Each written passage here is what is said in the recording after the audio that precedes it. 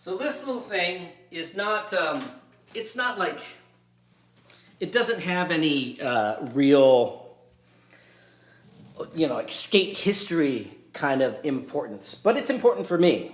So in 1986, I was up and coming amateur, and so this was a board I rode at a contest in Mobile, Alabama in '86, March 15th, 1986. It says in the trophy. If you watch the YouTube video later, you'll be able to see the trophy over there. But anyway, so in '86 I rode this thing, original Ripper board, and it's very much just kind of a straight 10 by 30 with no money bumps or anything, but it's got wheel wells. And it's definitely very flat. Boy, it is really flat. There is like no concave, so to speak. So this was the original Powell concave. Had no kicktail and no concave, and so a lot of people complained about that. But oh yeah, like my crackly grip tape thing and my Grasso sticker. Pretty stoked to have that on there. So '86. So this was fresh off the kind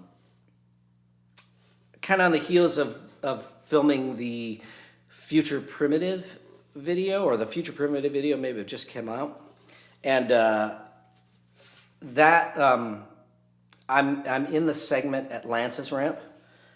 I have one shot, and of a judo air over the channel, and I can't even say I made that. You can't really tell. I kind of go out of the camera, out of view before the landing. I don't know if I landed it or not. And so Stacy says, well, we're going to bring you up to Lance's to film because we need people to see you at places other than Del Mar Skate Ranch, because that way, they can see that you can ride other places. And I had the absolute worst day ever trying to film for the Future Primitive video, the second Bones Brigade video show. And one thing I will never, ever forget in my entire life, words you never want to hear from Stacy Peralta when you spend a day filming. He looks at me, he says, I don't think we have anything we can use, man. So, yes. I definitely was feeling pretty shot down that day, because I didn't make anything, and it was probably just a case of I choked because I was so like I had to do well. I had to bust out and show people I could skate a ramp and not just the Del Mar keyhole, and apparently I didn't.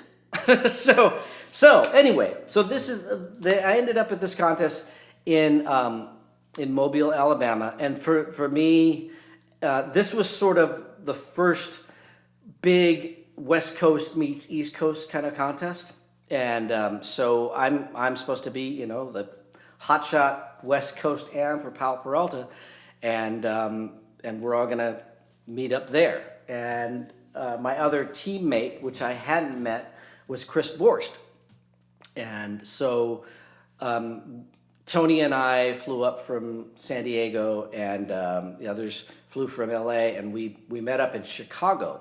Well, that was the stop point, and so at that point, then we all ended up on the same plane and ended up going to Alabama. So Chris Borst, who I hadn't met yet, but I'd heard about him, and things kind of brewing about Mr. Chris Borst from Bakersfield, who later, of course, had his ramp that was in the Animal Chin video.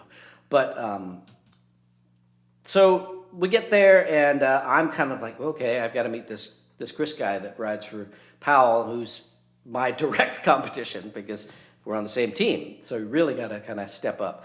And so Lance and Chris walk up, and the first thing Lance says to me, and he points to Chris. He goes, "Chris Borst, first amateur to do the McTwist." That's like that was my introduction to Chris Borst by Lance Mountain. First thing before I ever even met him. So, yep, stress levels for me through the roof. It's like, great. So not only have to, I've got to prove myself here, not just against the other skaters in the States, but my own team. And so it was kind of nerve-wracking. So that starts things off. Then we get to the contest, and we're walking in for the first day of practice for me. And when we walk in, it was in a big airplane hangar. And so we walk in the hangar, and we're walking towards the ramp, and we're kind of walking towards the back of the ramp, so we're not at the half-pipe view. We're back here. So we're walking up, and I see people going really high, like really high, one after another. And I'm just like, okay.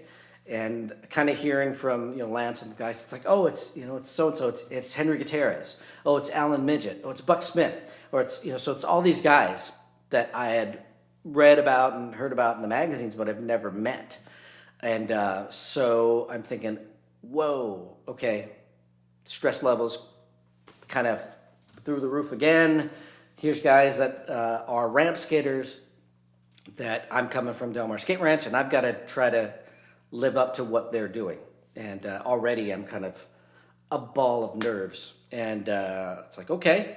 So I get there, I'm getting set up, getting ready. My first practice session, 10 minutes into the session, which is, I think was only half hour. We had a half hour to practice. 10 minutes in, I break a base plate. And first session, break a base plate. I'm like just getting warmed up. Like, okay. And then now I've got to scramble, try to fix my truck. I fix my truck. I've got like 5 minutes left in the session. And I get up there and I can barely ride a skateboard. It's kind of like I am now. That's the level I was skating. I could barely ride the skateboard. And I could barely make it to the top. And things were just not working. And so I'm just freaked out. But that's how it is, contest things. So long story short, as I kind of settle in and I do kind of find my groove a little bit after the first day, the second, when I finally got to really just shut things out and go, things kind of fell into place.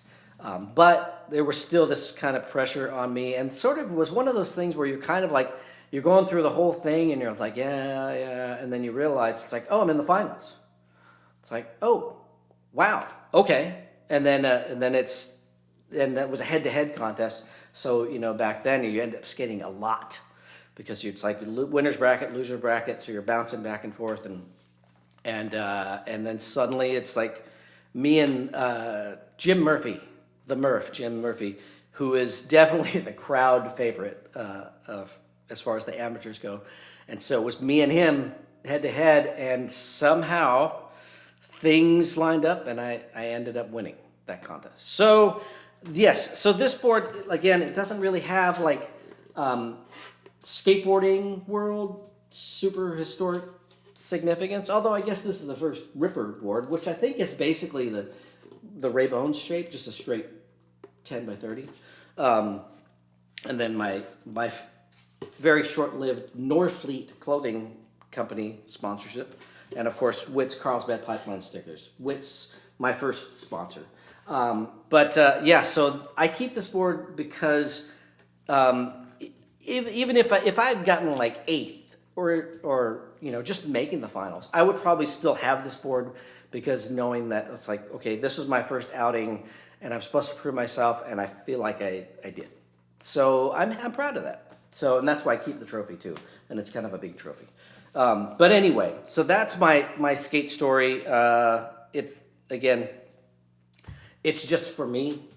there's, you know, I guess there might be value to somebody out there because of what it is, but for me, the value is in that I actually feel like I accomplished something at this contest. And there's a Swank Scene sticker on there, so that's really cool. So, all right, blah blah blah blah blah, skateboarding, blah blah blah blah. Okay.